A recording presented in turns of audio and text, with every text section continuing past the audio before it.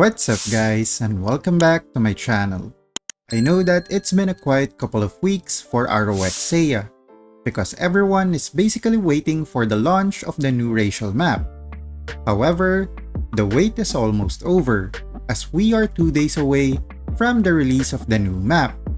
So for today's video, we are going back to ROX and we are going to check out the new gold and blue cards coming from the new racial map.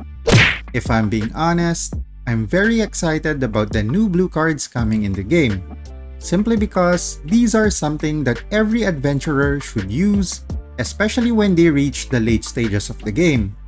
But before we check out the new blue cards in the game, let's do a quick run through on the new gold cards as well. These gold cards will be coming from the new MVP and mini monsters in the racial map. So first, we have the Gloom Under Night MVP, which looks like a humanoid snake. It will have 3 types of gold cards once it has been released. You have the Void, Day and Night. The Void is an armor card that will provide fire attribute resistance as well as a boost in your max HP by 42%. The Day card will reduce your final haste and attack speed by 10.5 and 105% respectively, while also increasing your final physical penetration and final physical damage bonus by 29.4%. That's a very big boost in those stats if I'm being honest. For the Night card, it has the same 2 stats where it will reduce your final haste and attack speed, while also increasing your final magical penetration and final magic damage bonus by 29.4%.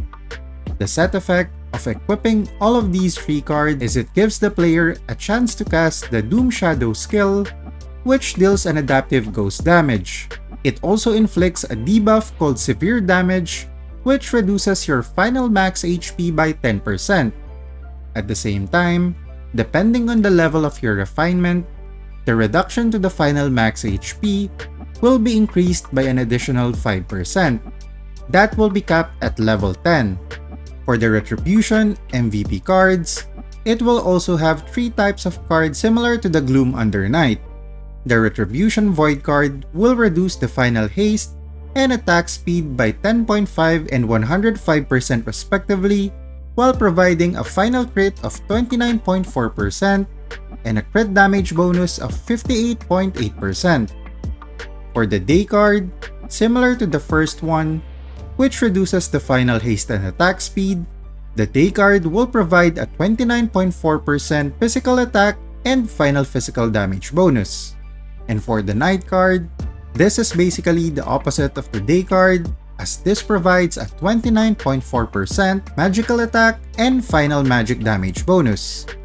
The set effect of the Retribution cards grants the player a chance to auto-cast a Fatal Missile, which deals an adaptive shadow damage. At the same time, for every 10% of the max HP that the target has lost, it will increase the trigger rate of the next Fatal Missile up to 40%. Similar to the Gloom Under Night set effect, the Fatal Missile damage will be increased depending on your refinement level.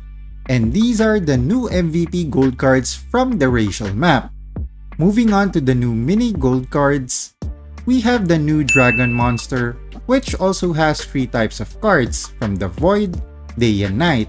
I think one of the common stats that these new gold cards have are the reduction to the final haste and final attack speed of the player. However, for the Void card, it will increase your physical attack and final physical damage bonus by 29.4%. For the Day card, it will provide a wind attribute resistance of 78.8% and increases your max HP by 42%. And for the Night card, it will provide a final physical damage bonus and final crit by 29.4%. The set effect of these gold cards is it gives the players a chance to summon a Storm Gust around their character, which deals an adaptive water damage as well as inflicting a slow effect to all the enemies in range.